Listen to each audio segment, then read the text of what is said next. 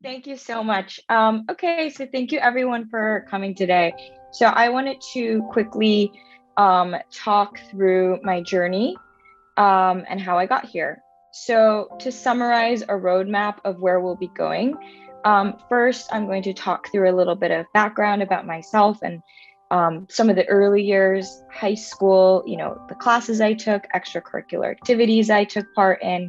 And I'm going to talk a lot, especially about the context of where you go to high school and developing a story and really trying to communicate to the college admissions committee about what you're passionate about and why you've been doing the activities and the courses that you've been doing and how they relate to the things that you want to achieve in the university, because I think that's a really important part of the admissions process. And then I'm going to talk a little bit about my time at MIT as an undergraduate. I'm going to talk about the internships that I did there, extracurricular activities I took part in there as well. And then I'm going to talk about the year after university that I spent working at Goldman Sachs, and then 2 years as a researcher at the University of Chicago. And finally, I'm going to talk through a little bit about what I'm doing now as a PhD student at MIT. And then lastly, I'm going to open up the panel for questions. So some brief background here. I've actually lived in many places throughout my life. I grew up in Tokyo in Japan and Tehran in Iran in my childhood.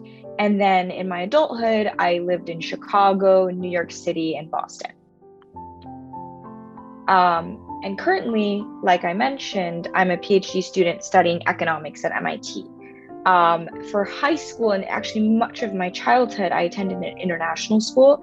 And I actually think that that also played an important role in my story when I was applying to colleges, because in particular, I got to make friends and talk to people from all these different countries around the world and really get to know different cultures, what schools are like in all these other countries. And I think that that played a really big role in shaping my interests today.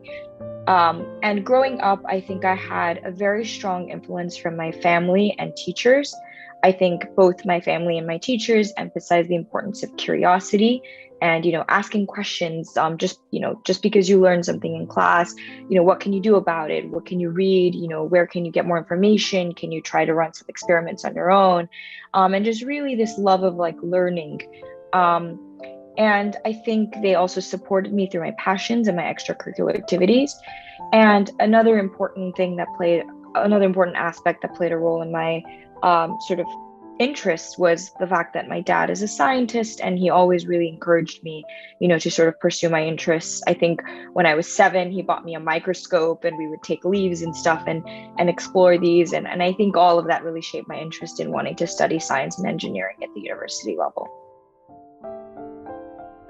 So there, I worked directly with 3 different professors, and one of them is the author of Freakonomics, if you've read the book.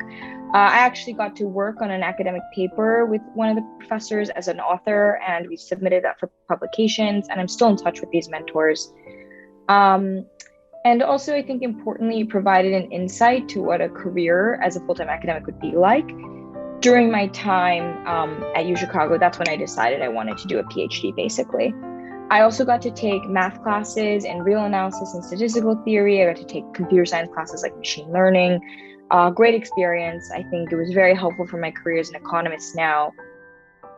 And I spent a lot of time talking to PhD students there, and I decided to apply for PhD programs in economics. And that brings me to where I am today. So today, I'm a second-year PhD student at MIT studying economics. And to tell you a little bit more about what I do and why I love it, and you just heard about my long journey of getting here and finding out what I'm interested in.